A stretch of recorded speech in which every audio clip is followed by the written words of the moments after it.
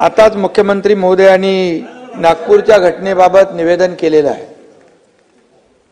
आणि अर्जुन खोतकर यांनी जालनामधली आताची ताजी घटना मलाही दाखवली, मुख्यमंत्री महोदयांनी दाखवलेली आहे। खरं म्हणजे गेल्या काही दिवसापासून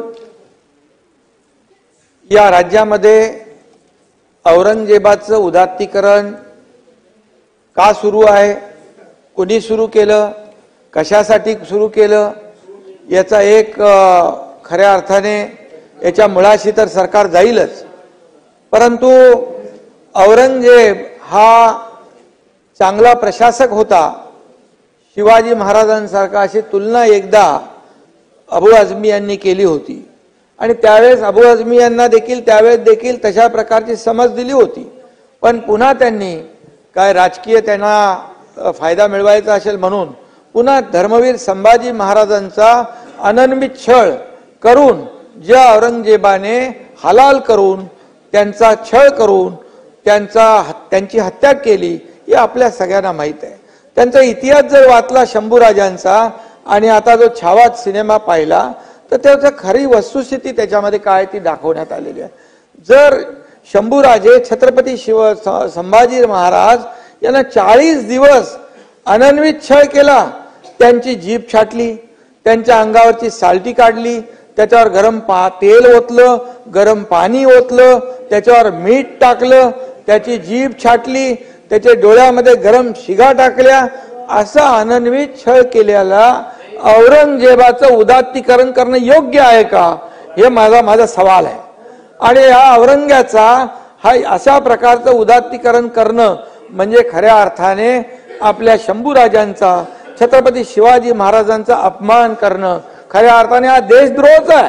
हा औरंग्या आला कशाला आपल्याकडे, आपल्या महाराष्ट्राचा घास घ्यायला आला, आपले मंदिरं उद्ध्वस्त केली, आया बहिणींचे अब्रू लुटली, त्यांनी काय काय केलं।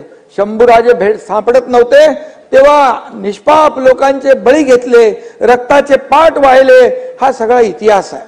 हा सगळा इतिहास असताना औरंगजेबाचं उदात्तीकरण करणं, समर्थन करणं, आम्ही कुठल्याही समाजाच्या विरुद्ध नाही आहे। एक सच्चा देशभक्त मुसलमान पण या औरंग्याचं समर्थन करू शकणार नाही, करणार नाही।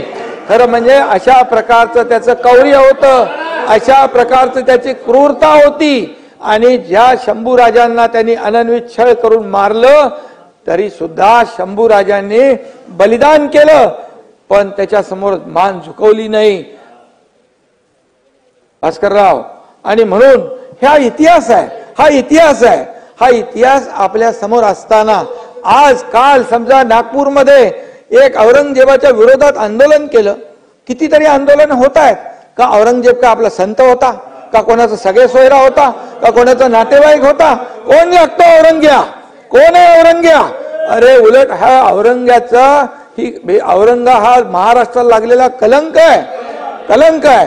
आणि म्हणून नागपूरमध्ये एकीकडे आंदोलन झालं, आंदोलन झाल्यानंतर ताबडतोब पोलिसांनी येऊन मध्यस्थी केली, पोलिसांनी दोन्ही समाजाला शांतता प्रस्थापित केली आणि बरोबर 8 वाजता संध्याकाळी 2-5 हजारांचा मॉब कसा काय जमतो। त्या ठिकाणी महाल परिसर, मोमीनपुरा, हंसापुरी, त्या ठिकाणी इतर भागामध्ये येतात लोक, जमतात सगळे लोक। घरात मी व्हिडिओ पाहिले, टीव्हीवर चॅनलवर बातम्या पाहिल्या, त्यांच्या प्रतिक्रिया पाहिल्या, त्या महिलांच्या, त्या लहान मुलांच्या प्रतिक्रिया पाहिल्या, घरामध्ये मोठे मोठे दगड टाकले, त्यामध्ये हॉस्पिटल तोडफोड केली, एक 5 वर्षाचा बच्चू भारता मरता वाचला, त्या ठिकाणी अध्यक्ष महोदय हॉस्पिटलमध्ये असलेल्या देवांचे फोटो जाळून टाकले। हे काय, तुम्ही आंदोलन करा ना, तुम्ही लोकशाही मार्गाने जसं आंदोलन होतं त्याला तुम्ही प्रत्युत्तर आंदोलनात द्या, तुम्ही कायदा हातात घेणार, तुम्ही आमच्या लोकांना म्हणजे तिथल्या लोकांना त्यांच्यावर अन्याय करणार, एक विशिष्ट समुदायाला टार्गेट केलं गेलं। आता देखील खोतकरनी दाखवलं ते बघा तुम्ही। आणि यासाठी काल संध्याकाळी जो झालेला हल्ला आहे, 3 DCP लेवलचे अधिकारी जर जखमी होतात, दगडफेक होतीये, कुऱ्हाडीने हल्ला होतोय, पेट्रोल बंब कुठून येतात, पेट्रोल बंब फेकले जातात, गाड्या जाळल्या जातात, त्या ठिकाणी मोटरबाईक, 4 व्हीलर गाड्या सगळ्या जाळल्या तिकडं। आणि हेही मला माहिती मिळाली की एका विशिष्ट ठिकाणी 100-150 बाईक दररोज पार्क व्हायच्या. काल तिथे एकही गाडी पार्क नव्हती. म्हणजे काय एकही पार्क नव्हती याचा अर्थ काय? याचा अर्थ काय लावलाय? उपमुख्यमंत्री बोलतायत, हे शोभतं का? याचा अर्थ काय की जाणीवपूर्वक नियोजनपूर्वक ही साजिश होती काही विशिष्ट समुदायाला टार्गेट करण्याची. अरे लोक तिथे जीव मुठीत घेऊन राहत होते. पोलीस येईपर्यंत असा धुमाकूळ घातला, जाळून टाकलं. पोलीस आल्यानंतर देखील पोलिसांवर हमला केला. अरे जे पोलीस कायदा सुव्यवस्थेचं रक्षण करताय, स्वतःचा जीव धोक्यात घालून त्यांच्यावर तुम्ही दगडफेक करताय, कुऱ्हाडीने वार करताय, हत्याराने वार करताय, पेट्रोल बॉम्ब टाकताय. हे कसं काय सण? तलवारीने मारलंय. जयंतराव 40 पोलीस जखमी झाले, 33 पोलीस जखमी झाले, डीसीपी लेवलचे अधिकारी जखमी होत आहेत. याचा अर्थ काय घेणार आपण? कायदा सुव्यवस्था राखण्याची जबाबदारी सरकारची, गृह विभागाची, मुख्यमंत्र्यांची, तशी आपली सगळ्यांची आहे. आणि म्हणून या राज्यामध्ये कायदा सुव्यवस्था राखण्यासाठी तुम्ही सहकार्य करायचं सोडून पोलिसांना तिथं त्यांच्यावर अत्याचार करताय, त्यांच्यावर हल्ले करताय. आणि त्याचबरोबर काय काय लोक बोलतायत, तुमचे हर्षवर्धन सपकाळ मुख्यमंत्र्यांची तुलना औरंगजेबाशी करतायत पूर्व प्रशासक म्हणून. काय करतो? आणि म्हणून अशा औरंगजेब हा देशद्रोही होता. औरंगजेबाने धर्मवीर संभाजी महाराजांचा अनन्वित छळ केला, डोळे काढले, जीभ छाटली. या काय मुख्यमंत्र्यांनी त्यांची जीभ चाटली का? डोळे काढले का? चामडी सोलली? काय सोललंय? आणि म्हणून हे आमचं सरकार जे आहे, तुम्ही कुणाची तुलना कुणाबरोबर करताय? शिवाजी महाराजांची तुलना औरंगजेबाबरोबर करताय आणि या औरंगजेबाची तुलना क्रूर म्हणून, प्रशासक म्हणून यांच्याशी करताय. काय करताय? तुमचं काय चाललंय?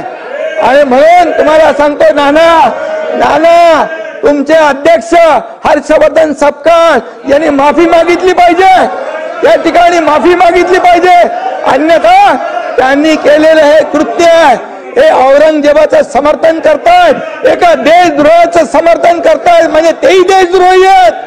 त्यांच्यावर देखील देशद्रोहाचा खटला दाखल करावा का? आम्ही दाखल करावा का? आणि म्हणून हे राज्य शिवाजी महाराजांच्या आदर्शावर चाललेलं आहे. म्हणून 2.5 वर्षात आम्ही जे काम केलं, एकीकडे तुम्ही सगळं बंद केलं होतं, आम्ही सुरू केलं, लोकाभिमुख योजना केल्या, या ठिकाणी विकासाला चालना दिली. अरे आमचं आम्ही बघून घेऊ ना. तुम्ही 208 नंबर. आणि म्हणून शांत राहा.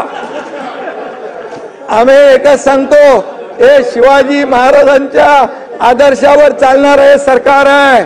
आणि म्हणून या राज्यामध्ये शिवाजी महाराजांचा अपमान किंवा या छत्रपती संभाजी महाराजांचा अपमान बिलकुल सहन करणार नाही. आणि म्हणून या ठिकाणी मी आपल्याला एवढंच, नाना ऐका, तुमचे काँग्रेसचे अध्यक्ष हर्षवर्धन सपकाळ यांनी तात्काळ माफी मागितली पाहिजे. अन्यथा त्यांच्यावर मुख्यमंत्री महोदयाचा अपमान केला. मुख्यमंत्री महोदयानं औरंगजेबाची उपमा दिली. जो देशद्रोही औरंगजेब, देशद्रोह ज्याने आपल्या राज्यावर चाल करून आला, त्याला माफ केलं जाणार नाही.